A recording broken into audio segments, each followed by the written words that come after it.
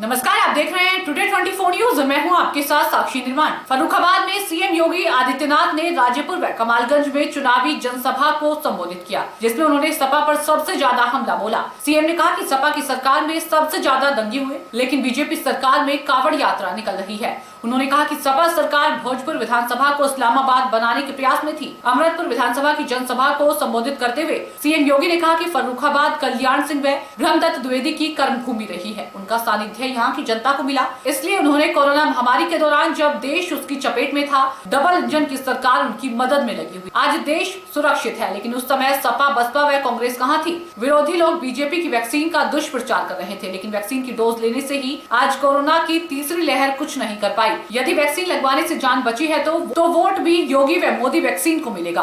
पिछली सरकार में अपराध चरम पर था, आज प्रदेश में एक भी दंगा नहीं हुआ। आज प्रदेश में दंगा नहीं, कावड़ यात्रा निकल रही है। अपराधियों पर सरकार का बुलडोजर चल रहा है। बीजेपी की प्रदेश सरकार में हाईवे, गंगा जैसी नदियों को अबरल बनाने का काम चल रहा है। पहले बिजली, राशन आदि का पैसा लोग खा जाते थे, लेकिन आज महीने में 2 बार फ्री में राशन मिल रहा है। उन्होंने कहा कि सरकार आने पर किसानों का कर्ज माफ किया, जो किसानों का शोषण करते थे उन्होंने ठीक किया गया। सीएम ने कहा कि सरकार का फॉर्मूला एक हाथ में विकास, दूसरे हाथ में बुलडोजर। उन्होंने कहा कि पिछली सरकार अपने परिवार के लिए ही चिंता करती थी, उसके बाहर उसे प्रदेश नहीं दिखता था। मंच पर मौजूद विधायक अमर सिंह खटीक को कायमगंज की प्रत्याशी डॉक्टर सुरभि को जिताने की जिम्मेदारी दी। जिलाध्यक्ष रुपेश गुप्ता, बीजेपी प्रत्याशी सुशील शाक्य, सुरभि गंगवार, विधायक अमर सिंह खटीक, ब्लॉक प्रमुख पल्लव सोमवंशी, अरविंद प्रताप, भास्कर दत्तवेदी आदि मौजूद रहे। सबके लिए महत्वपूर्ण है।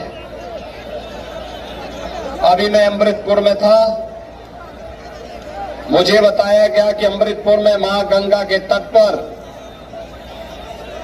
हजारों की संख्या में साधु सन्यासी एकत्र होकर के मां गंगा स्नान के लिए वहां पर कल्पवास कर रहे हैं। इन पूज्य संतों का आशीर्वाद, प्रधानमंत्री मोदी जी के मार्गदर्शन और प्रेरणा से आज उत्तर प्रदेश इस सदी की सबसे बड़ी महामारी में सबसे बेहतरीन प्रदर्शन करते हुए प्रत्येक नागरिक के जीवन और जीविका को बचाने के क्रम पर आगे हो। भाइयों बहनों, मैं आप सभी का हृदय से अभिनंदन करता हूं, स्वागत करता हूं।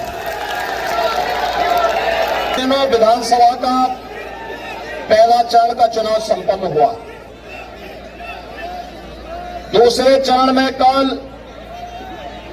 55 विधानसभा सीटों पर चुनाव होने हैं और तीसरे चरण में